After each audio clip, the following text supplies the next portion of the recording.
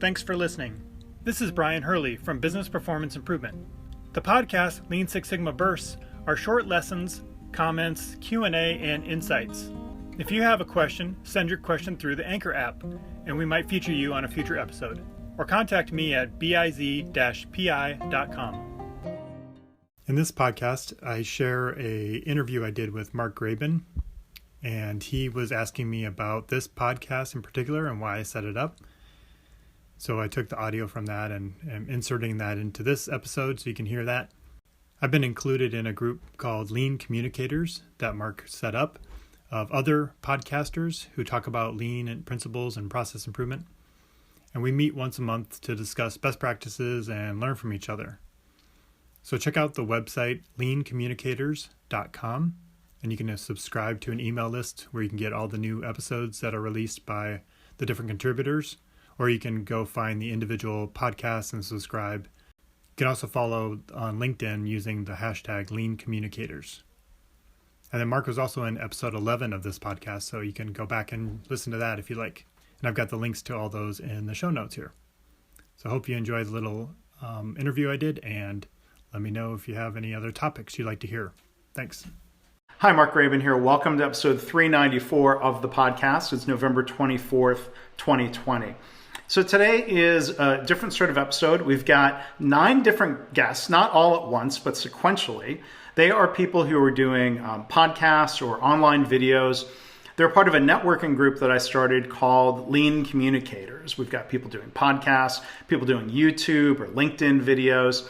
It's a chance for everyone to learn from each other, and that includes an opportunity for me to learn from them. I mean, I've been podcasting for almost 15 years now, but maybe I'm stuck in some old habits, and there are things that I can learn from people who have only been podcasting a few months. A lot of people have started podcasts during the pandemic. I've started 2. One is called Habitual Excellence, presented by Value Capture, and the second one is called My Favorite Mistake. So I think the more the merrier when it comes to people doing new formats and new shows in the Lean communities. Well, we're joined next by Brian Hurley. He's got a new podcast called Lean Six Sigma Bursts, and so we're going to talk about that. Brian, thanks for being here. How are you? Thank you, Mark. Really appreciate it. So tell us about the new podcast, and you've got a little bit of some podcasting history and experience that you'll weave into that story. Go ahead. Sure. Yeah. So for another group I'm part of, I was trying to set up a simpler way of doing the podcast. And so I had started with a podcast called Lean Six Sigma and the Environment. And then I broadened it a year or so ago to Lean Six Sigma for Good, just to kind of touch on lots of topics that are more related to nonprofit or government or kind of social good elements that are out there. Just trying to compile those together and things I found. But it's a lot of work to tie together a podcast and upload and edit. And so when I started playing around with the Anchor app and saw that it was much easier to just record something on my phone, and then they had an editing feature in there, I thought, well, I could do some kind of simpler topics real quick. And that's where the Lean Six Sigma Bursts came out, was, things I can talk about for a couple minutes that, just things that I run across in my work, or when I'm consulting with somebody, an idea pops in that they really resonate with. I said, okay, that's something I can share. And just the fact that it was really easy to make those edits and upload just from my phone, I thought, give it a shot. And it's turned out pretty well that I can just kind of spend 10, 15 minutes and get something uploaded. So it's been really nice. So it's not surprising hearing, knowing of your background with Lean Six Sigma, trying to make things easier and more efficient and still being effective. I'm not surprised that you looked at it that way. Yeah. It's really helped a lot to at least try to, make something published quickly without, it could take a couple hours on the other longer podcasts that I have using a different upload system. And so when you say these are Lean Six Sigma bursts, so it's a couple of minutes long is what you're doing, right? Yeah, I'm trying to keep it around the 5-minute mark. Some are 3 minutes, some are maybe 8 minutes, but averaging around 5 minutes, so that small batches to keep it digestible for others and for myself to not, feel like I have to schedule a big block of time on my calendar to do it. Yeah. And, I've listened to a couple of the episodes, your first one about why Six Sigma black belts are paid so much. And I just noticed scrolling through your list here, because I had taken advantage of your offer, and the Anchor app makes it easy for listeners to submit questions. Yep. And I'm just noticing now that you addressed that. Where did it go? I think 11. Episode 11. So after we're done recording, I'm going to listen to that. All right, cool. I'm subscribed to you, but I hadn't noticed. I hadn't been in a podcast listening mode to notice that yet. So you seem kind of busy, Mark. So I don't know how you have time for lots of stuff. No, you got the wheels spinning. How can I do my podcasts, different podcasts, more efficiently and free up time? That's a good goal as well.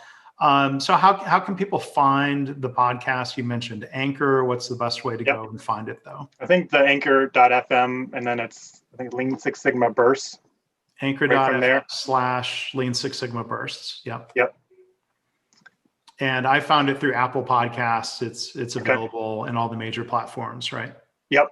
I think Anchor also does a good job of, I'm not really giving a commercial for Anchor, but it kind of is, because they also link it up with the other one. So I get notifications every so often that it gets added to another listing there. So I think it should be searchable and found on most players.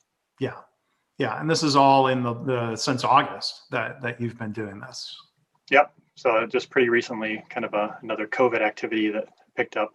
Yeah. I mean, and I don't mind you mentioning Anchor, because I've used Anchor, not the way you're describing it. So for some of my other podcasts, like My Favorite Mistake, like I still record that through Zoom, but I use Anchor for hosting and distribution, and there's a lot of good things about Anchor. So you're just uploading the file when you're done into Anchor. Okay. Yep. Yeah. And I've done that a couple of times in this one as well. So you can do both options, which is nice. Yeah. So certainly it's good to learn a little bit about how you're doing it, and not just why. So maybe a final question, like what else have you learned, maybe not just from this podcast, but from doing podcasts in general? I think what a lot of people struggle with, and myself included, was listening to yourself talk and going through. And, I started a couple of years ago when I went into consulting. I was starting to capture, well, I guess I had been capturing presentations I gave at conferences, even if I was just recording the audio, just to have that, and then matching it up with slides and turning it into a video. It's sometimes hard to get the video at conferences. And then as I've been presenting stuff, I've been trying to record things, but it was really challenging at first to hear yourself talk, and the ums and the uhs and the stutters and the ramblings. And, I don't even know what I just said there. I need to, really practice speaking, and it's gotten better over the years, but I still have lots of work to do. So I think, just getting comfortable with listening to myself through the editing,